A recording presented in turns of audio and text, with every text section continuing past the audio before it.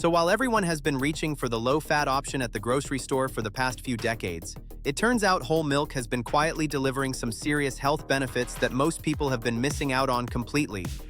Today we are going to break down the real benefits of drinking whole milk, and by the end of this video, you will have a clear picture of what whole milk actually does for your body and why the science around full-fat dairy has shifted significantly from what you were probably taught growing up.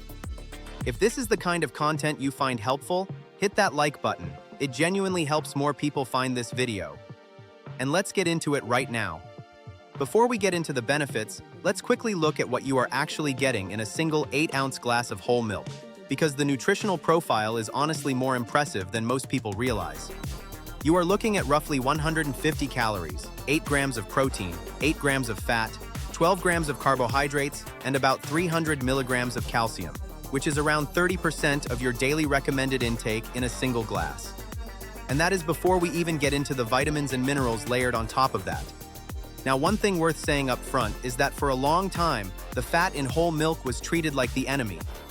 Health guidelines pushed people towards skim and low-fat options, and whole milk got a bad reputation. But the research has shifted considerably on this, and what we now understand is that the fat in whole milk is not just filler, it is actually carrying some of the most important nutrients in the glass. We will get into that as we go through each benefit. Alright, first up we have bone and dental health. Benefit number 1, bone and dental health. This is probably the benefit most people already associate with milk, but it goes deeper than just calcium. Yes, whole milk is high in calcium, about 300 milligrams per glass, and calcium is the primary building block for strong bones and teeth. But calcium alone is not enough. Your body needs vitamin D to actually absorb that calcium and put it to work, and whole milk contains both. There is also phosphorus in whole milk, which works alongside calcium to support bone density. And then there is vitamin K2, and this is one that most people have never heard of in the context of milk. Vitamin K2 is found specifically in the fat portion of whole milk, which is one reason why stripping the fat out actually removes a nutrient that helps direct calcium to your bones rather than letting it deposit in your arteries. That is a pretty significant distinction. Long-term, consistent calcium intake from sources like whole milk is associated with reduced risk of osteoporosis and fractures as you age, and getting it from a food source rather than a supplement means your body tends to absorb it more efficiently. Next is muscle growth and recovery. Benefit number 2, muscle growth and recovery. Whole milk contains 8 grams of high-quality complete protein per glass, meaning it contains all 9 essential amino acids your body cannot produce on its own. But what makes milk particularly interesting for muscle recovery is the combination of 2 types of protein it delivers at the same time. Whey protein digests quickly and floods your muscles with amino acids shortly after you drink it. Casein protein digests slowly, forming a gel-like structure in your stomach that releases amino acids gradually over several hours. Together, they give you both an immediate recovery response and a sustained feed to your muscles, which is why whole milk has been a staple recovery drink for athletes for a very long time. Some research actually suggests that whole milk outperforms skim milk for muscle building after resistance training, likely because the fat helps with hormone production, including testosterone, which plays a role in muscle repair and growth. Alright, before we keep going, if you are finding this useful, drop a like on the video and leave a comment below telling me what you drink in the morning. Now let's talk about something that does not get nearly enough attention: the impact of whole milk on your brain and nervous system. Benefit number 3, brain and nervous system. Whole milk is a solid source of vitamin B12, which your nervous system depends on for healthy nerve function. A deficiency in B12 can lead to fatigue, memory issues, and neurological problems over time, and milk is one of the more accessible dietary sources of it. But the one that really stands out here is choline. Choline is a nutrient found in the fat of whole milk, and it plays a role in brain development, memory function, and the production of acetylcholine, which is a neurotransmitter involved in learning and muscle control. Most people do not get nearly enough choline in their diet, and it is another nutrient that gets stripped away when you remove the fat from milk. There is also iodine in whole milk, which supports thyroid function. Your thyroid regulates your metabolism, your energy levels, and a range of hormonal processes, so having adequate iodine intake matters more than most people realize. Benefit number 4 is satiety and weight management, and this one tends to surprise people. Benefit number 4, satiety, and weight management. The fat content in whole milk slows gastric emptying, which is just a technical way of saying that food moves through your stomach more slowly when fat is present. The practical effect of that is that you feel full for longer after drinking whole milk compared to skim milk or many other beverages. On top of that, whole milk triggers the release of satiety hormones, specifically cholecystokinin, peptide YY, and GLP-1, that signal to your brain that you have had enough to eat. This hormonal response can actually reduce overall calorie intake throughout the day by curbing hunger between meals. Now here is where the conventional wisdom gets interesting. For years, the assumption was that the higher fat content in whole milk would lead to weight gain compared to low-fat alternatives. But a growing body of research does not support that. Several studies have found that people who consume full-fat dairy do not have higher rates of obesity than those who consume low-fat dairy, and in some cases, the relationship runs in the other direction.